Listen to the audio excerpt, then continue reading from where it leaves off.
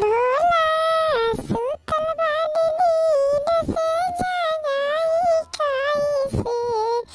भोला सुतल बानी नींद से जगाई कैसे। जलवा कतरे बासी चढ़ाई कैसे। जलवा कतरे बासी चढ़ाई कैसे। होते सवेरे हम गइनी गंगा जी के घाटिया।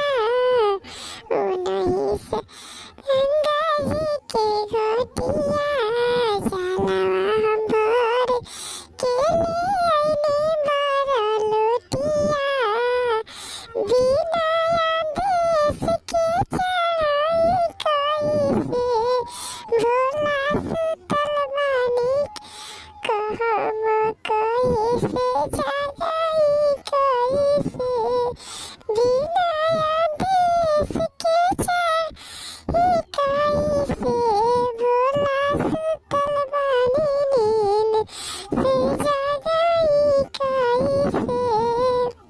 होते सवेरे हम गइनी बगियावा फूलवा ले आइनी